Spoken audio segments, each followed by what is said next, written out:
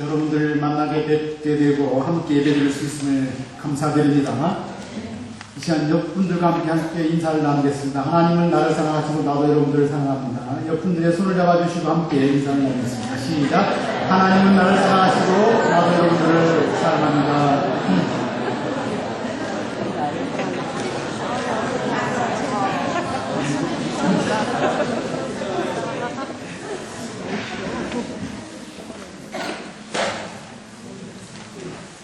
우리는 지금 사순절 고난절기를 지내고 있습니다. 이 기간에 독일교회에서도 우리와 같이 사순절을 지키고 있습니다. 그들 가운데에 7주 동안 이런 것들은 없이 살아보겠다고, 그리고 이런 일들은 해보겠다고 하는 캠페인들을 하면서 7주를 보내고 있습니다. 지벤보켄 오네라고 하는 것입니다. 또는 지벤보켄 위트라고 하는 것입니다. 이 캠페인에 참여하고 있는 독일 교회 성도들이 300만 명이 넘고 있습니다. 오늘 이 시간에 잠깐 이 캠페인에 대해서 소개해드리면서 우리 교회 성도 여러분들이 이 고난주간에 이런 모습으로 살아가는 가운데 함께 은혜를 받고 되었으면 좋겠습니다. 먼저 당신은 아름답습니다. 헐뜯음없는 질증안을 삽시다라고 하는 캠페인입니다. 특별히 이 프랑크푸르트 중심으로 이루어지고 있습니다. 외모에 자신이 없는 사람들이 많이 있어요. 누가? 저도 그랬습니다. 사춘기 때, 중고등학교 때 내는 왜 저렇게 못생겼는가라고 하는 마음을 가지고 있었습니다. 이 캠페인은 사순절 동안에 외모를 따라서 스스로 비하하거나 다른 사람들을 무시하지 말자는 것입니다. 사실 외모가 우리 젊은 사람들의 마음을 빼앗아 갑니다. 그래서 인격과 마음을 보기보다는 외모의 화려함을 따라서 마음이 흔들리고 쫓아가는 모습을 가지게 됩니다. 그러나 우리가 예수 그리스도를 믿는 사람으로서 외모가 아니라 마음과 인격을 보면서 우리 자신들의 자존감과 존경을 지켜가자고 하는 것이 이 캠페인입니다. 독일 유명한 시인 가운데 한 사람인 크리스티안 모르겐스커르는 이런 이야기를 했습니다. 사람이 사랑으로 바라보는 모든 것들이 다 아름답습니다. 여러분 자신이 또는 다른 사람들이 아름다운 미모로 보이지 않습니까? 여러분 마음에 사랑이 없는 것입니다. 여러분이 사랑의 눈으로 보지 못하고 있기 때문인 것입니다. 이 7주 동안 나는 존귀한 자라고 하는 마음을 가지고 주님과 함께 살아가는 여러분 되시기를 바랍니다. 두 번째 캠페인이 있습니다. 7주 동안 평소에 살아보지 않는 삶을 살아보자고 하는 것입니다. 평소에 금식 안 했지요. 금식도 해보고, 또 초콜릿 평소에 잘 많이 먹었는데 이 기간 동안에는 초콜릿도 좀 먹지 말고 와인, 우리 기독교인들은 안 먹지만 독일 사람들은 와인을 매일 먹는데 이 7주 동안 이 와인 먹지 말고 한번 살아보자. 그래서 이 7주 동안만은 평소에 하지 않는 일들을 해보는 가운데에 내가 어떻게 변화가 되어가는지를 보자는 것입니다. 매일 시편 한 편씩 읽고 기도하며 살 때에 나의 모습이 어떻게 달라지는가 한번 살펴보자는 것입니다. 여러분들도 평소에 해보지 않는 일들을 이 기간 안에 주님과 함께 하면서 새로운 모습을 발견하는 여러분 되시기를 바랍니다. 세 번째 캠페인이 있습니다. 공정한 상업과 그리고 지역에서 온 생산품들을 함께 즐겨 먹는 그런 모습을 갖자고 하는 것입니다. 이 캠페인은 유흥적인 삶을 절제하고 공정한 유통 과정을 거친 건강한 먹거리를 먹고 살자고 하는 캠페인입니다. 사실 기호가 있고 그리고 노동력을 착취하지 아니하고 정말 건전하게 임금을 제대로 임금을 제공하면서 생산하는 그런 물건들을 우리가 이용하면서 그 일을 위해서 때로는 인류로 유유를 더 줄지라도 그렇게 살아보자고 하는 것입니다. 건강한 먹거리를 즐겨 먹고 건강하게 살아가신 여러분 되시기를 바랍니다. 네 번째, 7주간 동안 다른 사람의 실수나 허물을 지적하지 말고 또 말하지 말자고 하는 것입니다. 이 캠페인은 서로를 위하여 중보기도 하고 서로를 위로하고 서로의 짐을 나누어지면서 함께 살아가자고 하는 캠페인입니다. 여러분, 다른 사람들의 실수에 대해서, 다른 사람들이 잘못한 일에 대해서 우리들은 비판적인 모습을 갖게 되고 그것을 용납하지 못할 때가 많습니다. 여러분, 왜 그렇게 못하느냐라고 책망할 때가 많습니다. 우리 자녀들의 실수를, 우리 친구들의 실수를 사랑의 눈으로 용납하고 받아들이며 위로하고 격려하며 살아가자고 하는 것입니다. 또한 자기가 노력해서 이루었던 어떤 성공이나 성취를 드러내지 말고 그저 가만히 숨겨두는 가운데에 하나님께서 나에게 어떻게 갚아주시는지, 대하시는지를 살펴보자고 하는 것입니다. 여러분, 허물을 들춰내지 말고 자기의 성공을 자랑하지 말고 하나님께 다 맡겨드린 가운데에 어떤 새로운 일들이 나에게 이루어지는지를 기대하며 살아가는 여러분 되시기를 바랍니다. 마지막 캠페인이 있습니다. 자가용 대신에 기차나 버스를 타고 자전거를 타고 걷는 모습으로 살자고 하는 것입니다. 이 캠페인은 40년 동안 하나님이 창조해 주신 이 자연세계를 우리가 책임감 있게 지켜보자고 하는 것입니다. 그래서 하나님 주신 이 세계를 잘 보존하고 또 우리 자신들도 건강하게 살아보자고 하는 캠페인입니다. 여러분, 많이 걷는 여러분 되시기를 바랍니다. 자전거를 타도 집 앞에 바로 자전거를 놓거나 어디 목적지에 장을 놓지 말고 1km 전에 자전거를 세워놓고 목적지를 다녀와서 다시 자전거를 타고 돌아오는 그런 모습도 자전거를 탈 때 걷는 모습 함께 탐으로 건강을 유지해가는 가운데에 하나님이 지으신 이 창조 세계를 잘 지켜나가는 성도 여러분이 되시기를 바랍니다. 서론이 너무 길었습니다. 우리들이 이제 사순절을 지나면서 다음 주일 종료주일 부활주일을 맞이하게 됩니다. 오늘 주신 하나님의 말씀 가운데에 예수님이 시험 받으시는 모습을 현장 뉴스처럼 우리에게 보도해 주고 있습니다. 이 예수님이 시험 받으시는 모습을 보게 되면 우리가 생중계를 보는 것 같이 우리 마음이 뜨거워지기도 하고 우리 마음이 동하기도 합니다. 사실 예수님께서 세례를 받으실 때에 하늘에서 음성이 있었습니다. 이는 내 사랑하는 아들이요 내 기뻐하는 자라고 하늘 문이 열리면서 하늘의 음성이 선포하고 있었습니다. 예수님께서 하나님의 아들로 이 땅에 오셨습니다. 그리고 세례를 받으신 가운데에 그것을 인증받게 되었습니다. 카메라가 있었으면, 사진기에 있었으면 인증사진을 찍을 수도 있었고 우리 핸드폰으로도 녹화를 할 수 있었을 텐데요. 그리고 예수님께서 성령에 이끌려서 광야에 가셔서 40일 동안 금식 기도를 하셨습니다. 40일 금식 기도하는 것은 인간의 한계와 경계에 서는 것입니다. 주님께서 하나님의 아들로서 새로운 삶을 시작하고 자기에게 주신 사명을 감당하고자 밤낮을 기도하면서 주님 앞에 내어 달렸습니다. 인생의 새로운 날들을 준비하고 중요한 일들을 계획할 때에 우리들은 주님 앞에 나아가 기도하며 금식하며 하나님의 지혜와 능력을 구할 수 있는 하나님의 사람들이 될 수 있어야 할 것입니다. 주님께서 무엇으로 40일 동안 집중하여 기도했습니까? 주님의 기도 내용이 무엇인지를 여러분 아십니까? 주님의 기도 제목은 주님의 삶이요 주님의 비전이었습니다. 이때 사탄이 예수님께 찾아왔습니다.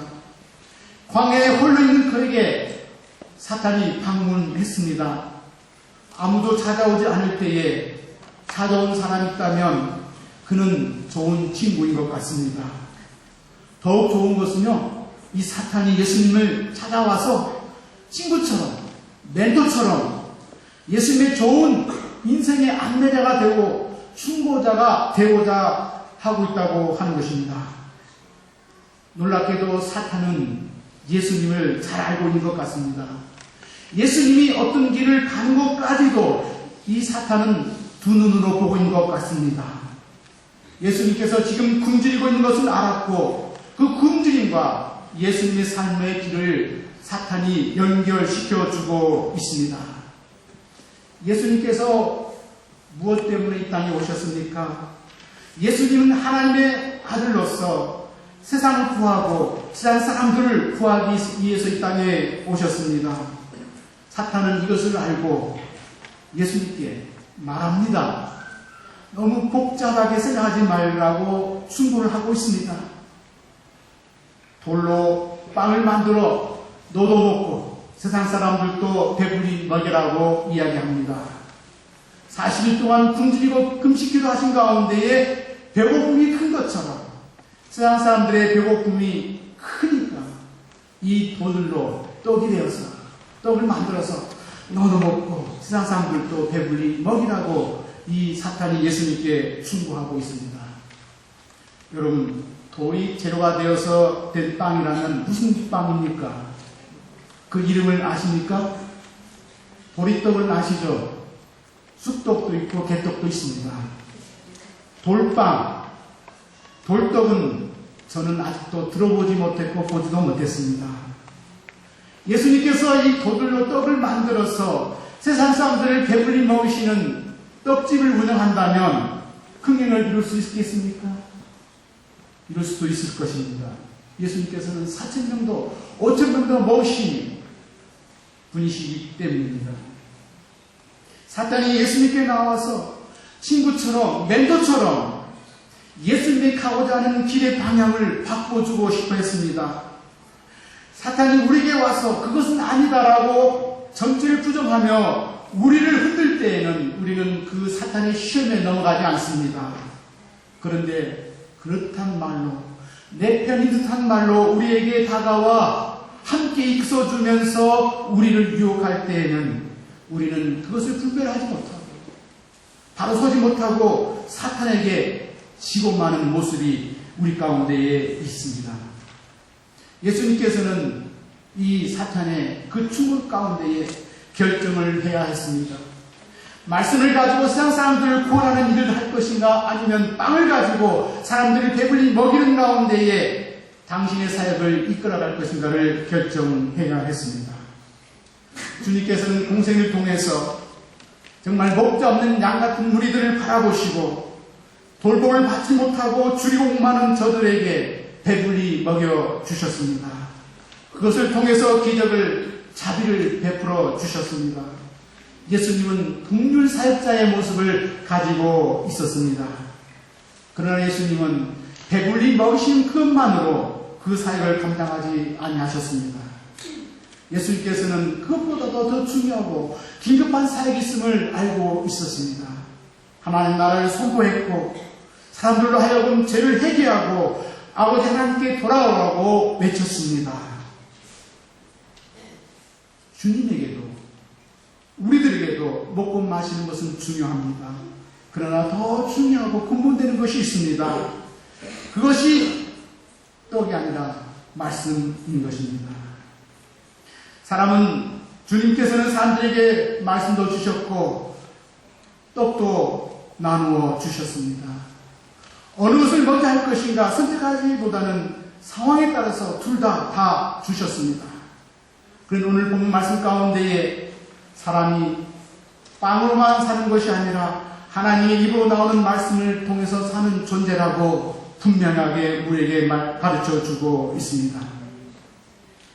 우리의 삶의 존재는 떡으로 사는 것이 아니라 먹고 살기 위해서 사는 것이 아니라 하나님의 입술로 나온 말씀을 통해서 영혼의 구원을 받고 사는 영적 존재들입니다. 제가 잠언서를 묵상하는 가운데에 16장 26절의 말씀 가운데 이 말씀이 있었습니다. 고되게 일하는 자는 식욕으로 말미암아 애쓰나니 이는 그의 입이 자기를 독촉함이니라. 일을 열심히 하고 그 식욕으로 말미암아 애를 쓴다고 하는 것입니다. 그리고 그의 입이 독촉해서 먹을 것을 찾게 한다고 하는 것입니다. 먹는 것 참 중요합니다. 먹기 위해 살아간다고 하는 많은 사람들이 있습니다. 우리가 그것을 무시할 수 없습니다. 그러나 우리가 살아가는 가운데 배고픔보다 더 큰 배고픔이 있고 굶주림보다 더 큰 굶주림이 있음을 압니다. 그것은 말씀에 대한 굶주림이요 우리 영혼에 대한 가진 것입니다. 많이 먹고 많이 가지면 인생의 참 만족이 있는 것 같아도 우리 마음 안에 여전히 있는 공허한 마음이 있습니다. 그래서 우리는 물질을 따라 사는 존재가 아니라 하나님의 말씀과 그 말씀의 가치를 따라 사는 존재입니다. 우리의 인생이 주님으로 주의 말씀으로 가득 채워지는 인생이 되도록 주님 앞에 나아가 우리의 빈 마음을 주님 앞에 드릴 수 있는 여러분 되시기를 바랍니다. 독일 사람 가운데에 사기꾼이면서 100만 장자가 있었습니다. 조세프 밀러라는 사람이에요. 고급 자동차를 가지고 화려한 요트를 가지고 캠핑차 그리고 많은 여자들을 거느리면서 화려하고 방탕한 생활을 했습니다. 욕심이 커질수록 많이 가질수록 그의 마음은 여전히 공허해졌고 그리고 죄책감에 빠졌습니다. 그 많은 재산을 가졌지만 투기로 한숨에 다 날려버렸습니다. 도망다니다가 잡혀서 결국은 죄수 생활을 하게 되었습니다. 최고의 생활을 누리다가 가장 밑바닥으로 떨어졌습니다. 당뇨병으로 과체중으로 건강을 해줬고요. 그 많은 소유들이 한순간에 다 없어졌어요. 어머니는 자기 때문에 화병으로 돌아가셨어요.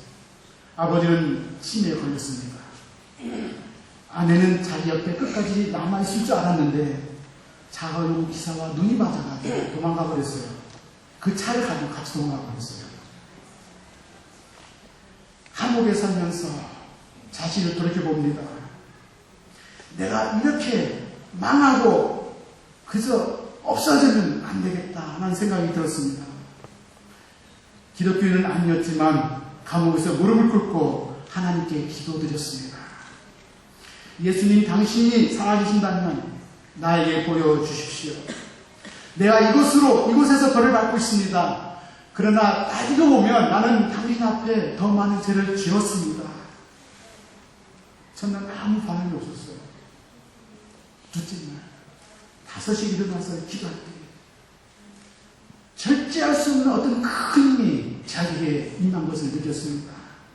마음이 뜨거워졌어요. 그리고 그날부터 이 밀러는 제수들을 만나면 품에 안아주면서 하나님이 당신을 사랑합니다 라고 이야기했습니다. 하나님이 당신을 사랑합니다. 제수들이 깜짝 놀랐어요. 어쩐 일인가 생각해보다가 감옥 의사에게 가가지고 밀러에게 준 알약을 나한테 좀 달라. 나도 좀 저 사람처럼 새로운 기분과 새로운 모습으로 살고 싶다고 이야기했습니다. 하나님께서 그의 모든 것을 변화시켜 주었습니다. 이제 그는 행복한 삶을 그리고 만족한 삶을 주님과 함께 감옥에서 살고 있습니다. 그는 이제 자유자가 되었고 자유롭게 살면서 주님과 더불어 살아가는 믿음의 사람이 되었습니다. 하나님께서 그에게 사랑의 편지를 썼고요. 그리고 이 편지를 날마다 많은 사람들에게 소개해주고 있습니다. 빵과 소유가 아니라 하나님의 입술에서 나온 말씀과 그 사랑이 하나님과의 그 만남이 우리를 변화시켜주고 있습니다.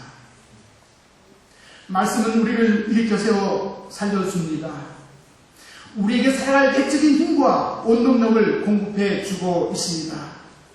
우리의 삶의 가치를 회복시켜 주시고 우리 마음의 자존감을 회복시켜 주시고 영적 힘을 공급해 주십니다.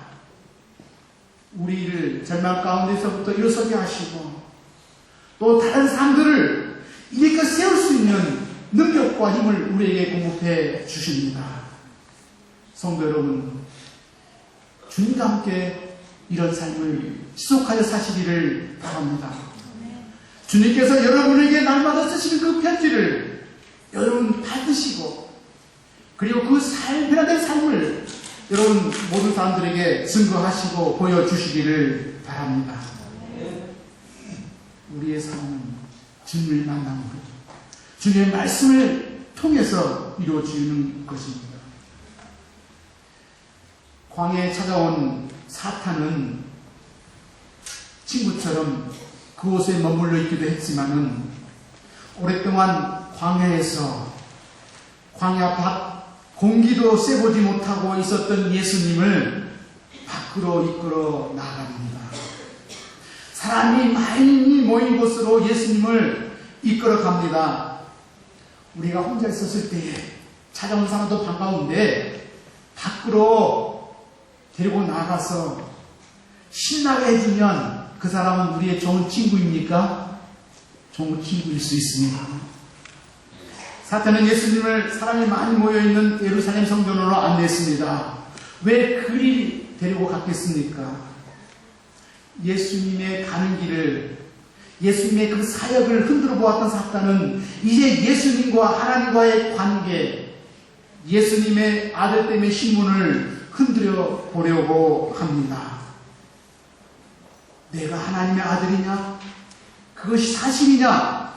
하나님 아버지가 아들인 당신을 진짜 사랑하느냐? 여러분, 자기 부모를 테스트하는 자녀가 있습니다. 그렇죠? 어릴 때 다 부모님의 사랑을 시험을 봅니다. 내가 진짜 자식인지 정말 테스트해 봅니다. 오래전에 사촌 동생이 그 큰 아들 데리고 저희가 티빙에 살 때 저희를 찾아왔어요. 그 사촌 동생과 저희 가족이 이제 스위스 여행을 하게 되는데 여행 가운데에 한 가지를 보았습니다. 이 아들이 자기가 힘이 들면 뭐가 불편하고 마음에 안 들면 아빠의 더 많은 수고와 배려를 요구합니다. 그때 하는 말이 무엇인지 아십니까? 무슨 말 했을 것 같아요? 아빠가 더 필요하다. 아빠의 도움이 더 필요하고 아빠의 수고가 더 필요할 때 아들이 아빠에게 하는 말이 어떤 말이겠어요? 여러분 해본 적 없어요? 나 아들 맞아? 내가 진짜 귀한 아들 맞아? 이 두 마디. 아버님 꼼짝 못합니다. 그래, 뭐 해줘? 너가 필요해? 힘들지? 저는 아들이 없이 딸만 정말 키웠어요. 그걸 보면 신기했어요. 아들이 무엇인데? 자식이 무엇인데? 제가 아는 동안교회 김영주 목사님 뒤늦게 망상을 얻었습니다. 이 녀석이 30살 때 부모의 마음을 간파했어요. 자기 마음대로 하고 싶은데 부모가 해주지 않으면 나 집 나가버릴 거야. 나 죽어버릴 거야. 아니, 이런 말로 부모의 마음을 흔들어요. 부모는 속으로 웃지만 아니 조그마한 것이 어디서 그것을 알아가지고 자식이, 어린 자식이 부모의 마음을 흔들어 보는 것은 귀엽기도 하고 애교스러워요. 그런데 다 큰 자식이 언제나 부모의 속을 섞이면서 그렇게 나는 맞아라고 맞서면서 돈이나 달라고 하고 빚내달라고 하고 믿어달라고만 하면 그것은 기쁨이 아니에요. 죽을 말입니다. 한숨이고 부모와 자식 간의 큰 싸움이죠. 사탄이 예수께 그렇게 해보라는 거예요. 아버지 하나님과 한번 맞서보라는 거예요. 아버지를 이용해보라는 것입니다. 어떻게? 예수 네가 진짜 하나님의 아들이냐? 하나님이 너를 진짜 아들로 언제나 너를 떠받듣고 있느냐? 그러면 성전 꼭대기에 올라가서 뛰어내려 보아라. 하나님이 너를 받들어 모신다면 천사로 하여금 내 발을 받들어서 돌 위에 떨어져 다치지 않게 해주실 것이다. 예수님이 그렇게 만약에 했다고 한다면 하나님이 예수님을 귀엽고 애교스러운 자식으로 여겨주실 것 같습니까? 예수님은 그 일이 자신에게는 사람들의 인기를 한순간 얻을 수 있는 좋은 기회로 여겼지만 하나님 아버지를 시험하는 일로 생각했습니다. 자, 예수님이 성전 꼭대기에 올라섰습니다. 많이 모여있는 사람들이 그 예수님을 바라봅니다. 성전 꼭대기 웬 사람이 위험하지 않을까? 떨어지면 어떻게 하지?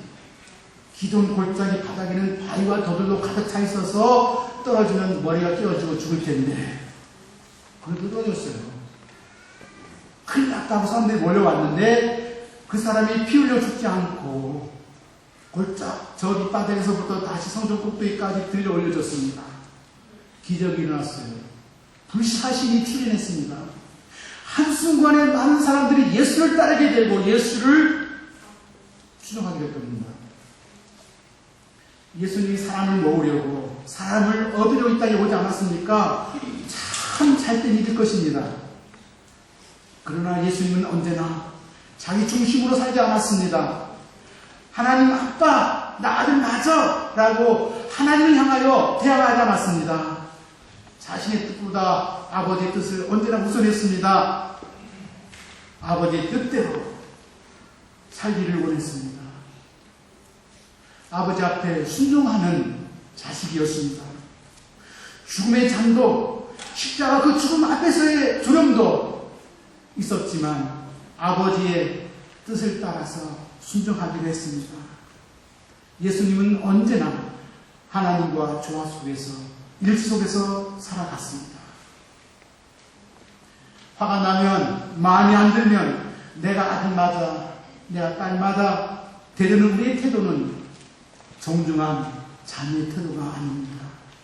우리의 부모님들은 우리의 이런 태도 때문에 평생을 마음 아파 살아오고 있습니다. 그런데 우리는 하나님 앞에서도 우리가 내 마음대로 하나님을 휘두르고 그 하나님을 꼼짝 못하게 하려고 합니다. 우리는 너무나도 하나님 앞에서 당당하게 살아왔고 그렇게 살아가려고 합니다. 하나님의 마음을 헤아리지 아니하고 하나님의 뜻을 살피지 아니하고 내 원하는 것, 내 뜻만을 하나님 앞에서 주장했고 요구했습니다. 하나님 앞에서 주님의 대답이 채 오기도 전에 우리는 돌아서서 우리 할 일만 합니다. 알아서 하라는 것입니다. 우리가 하나님 앞에서 이렇게 살아도 됩니까?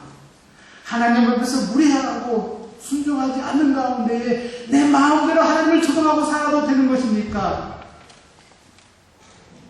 하나님 앞에 겸손한 마음을 가지고 내 뜻이 아니라 주님의 뜻을 살피는 가운데 나아가는 여러분 되시기를 바랍니다. 예수님이 뛰어내릴 수 있는 상황이 또 한 번 있었습니다.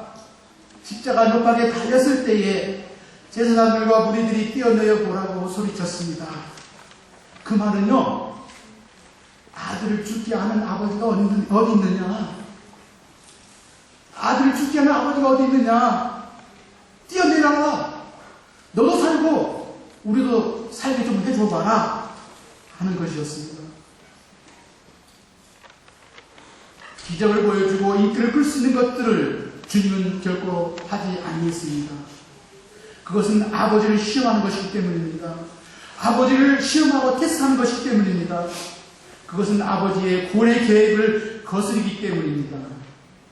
그래서 예수님은 사람들의 인기를 얻고 사람들을 자기에게 모으는 것보다 사람들에게 버림받고 사람들에게 비방을 받을지라도 아버지 편에 서기를 원했습니다.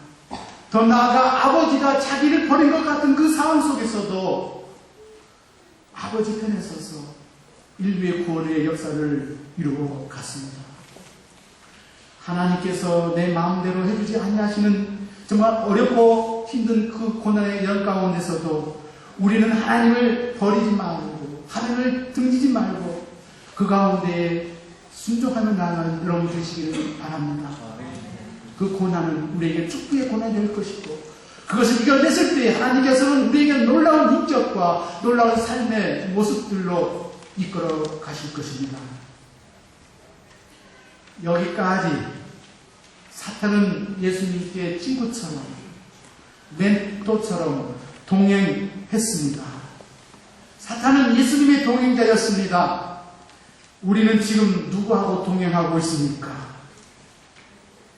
예수님의 동행자 사탄은 지금까지 자신의 얼굴에 가면을 내리지 않았습니다. 많은 경우 우리들은 가장된 얼굴과 가면의 속임을 당하고 살아갑니다. 정말 진짜의 모습을 알지 못하는 가운데에 살아가고 있습니다. 빛의 천사처럼 사탄들이 가장하여 우리 앞에 서 있을 때에도 우리는 분별하지 못하고 좋은 친구이냐 함께 살아갑니다. 사탄이 예수님을 지극히 높은 산으로 데려갔습니다. 높은 산에서 내려다보는 기쁨, 황홀함이 큽니다. 여러분 등산을 좋아하십니까? 높은 산 정상에 올라가 본 사람은 그 기분을 알 수 있습니다. 산에서 내려다보는 저 세상 대단해 보입니다. 그 영광이 정말 큽니다. 그런데 그 모든 것들이 나의 것이라고 한다면 그 감격은 얼마나 클 것입니까? 배고프고 지친 예수님의 눈에도 이 세상의 영광과 권세는 크게 보였을 것 같습니다. 그런데 그 큰 것들을 절 한 번 하면 다 주겠다고 사탄은 말합니다. 사탄은 이 한판으로 예수님과 마지막 승부를 걸고자 했습니다. 절을 해라. 그러면 내가 너에게 다 주겠다. 여러분 어떻게 하시겠습니까? 절 한번 하고 세상의 영광과 권세들을 얻겠습니까? 사탄은 예수님께 이 산을 내려가 다시 십자가 지고 올라와서 꼭 죽을 필요가 있겠느냐? 죽는 것으로 하지 말고 절하는 것으로 한판 승부를 해보자는 것입니다. 그런데 예수님은 사창에게 절하는 것으로 자신의 삶의 마지막 승부를 걸지 않았습니다.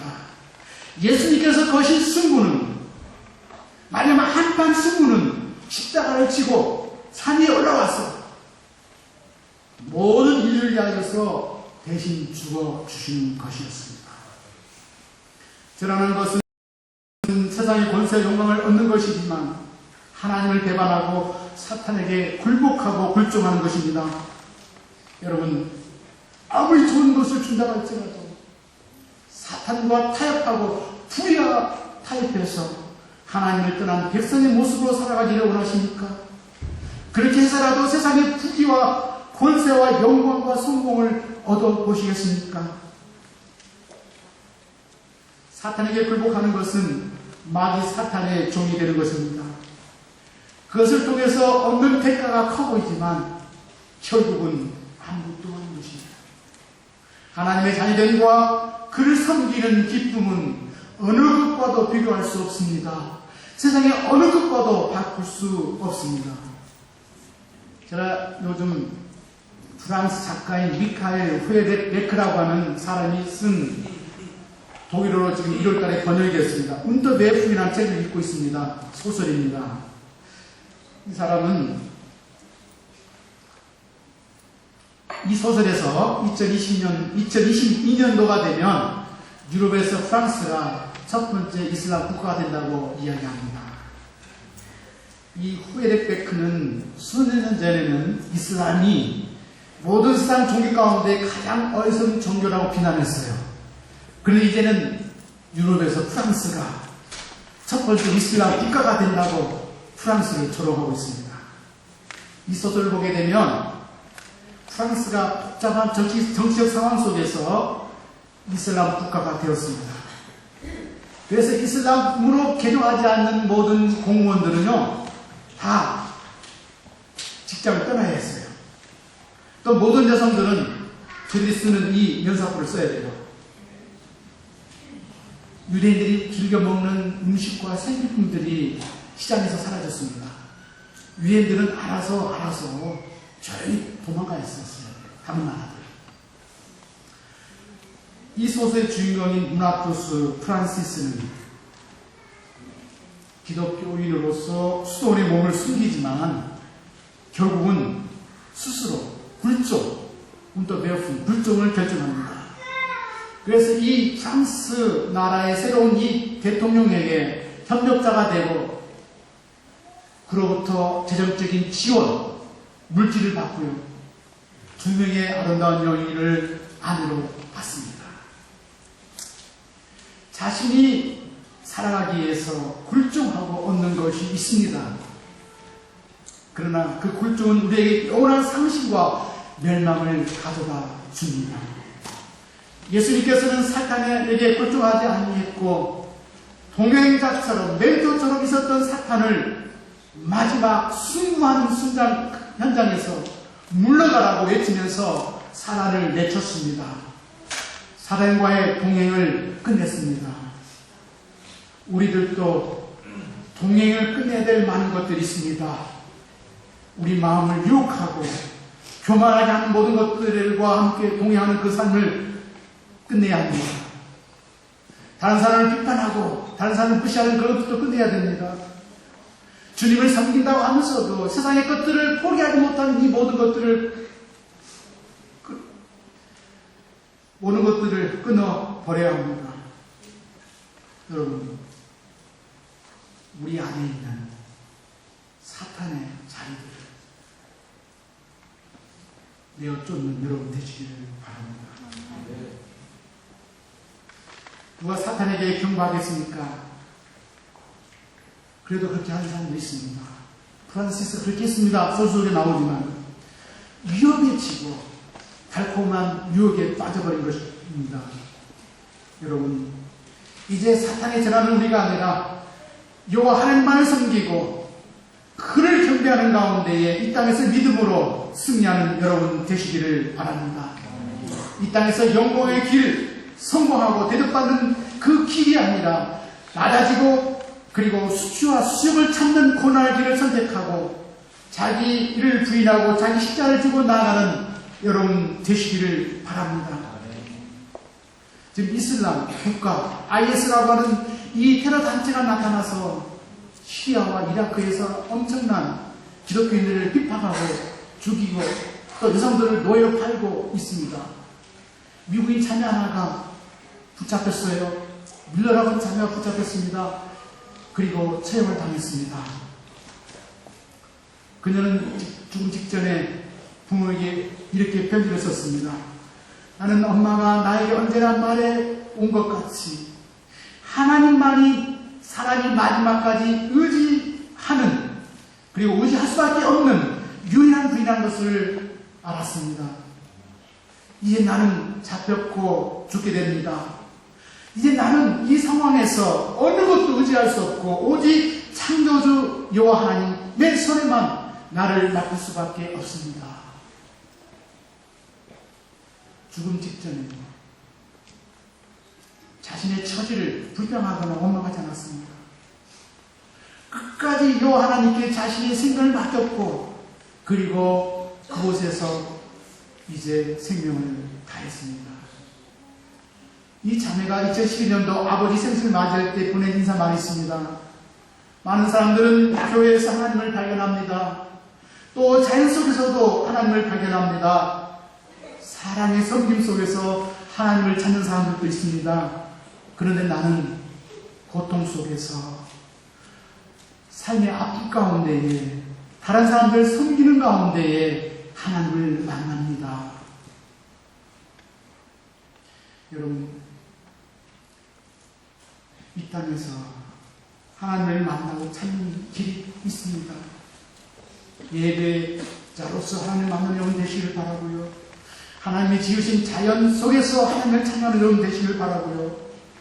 정말 어렵고 힘든 자들을 섬기는 가운데에 그 사랑의 섬김 속에서 하나님 만나는 여러분 되시길 바랍니다.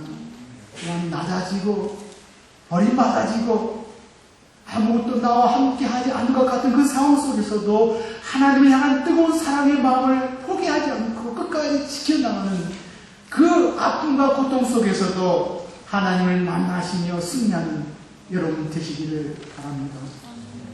고난 주간을 맞이해서 그 주님의 고난 여러분 기억하시고 동참하시고 그리고 이 주님의 사랑을 온 세상에 선포하고 전파하는 여러분 되시기를 바랍니다.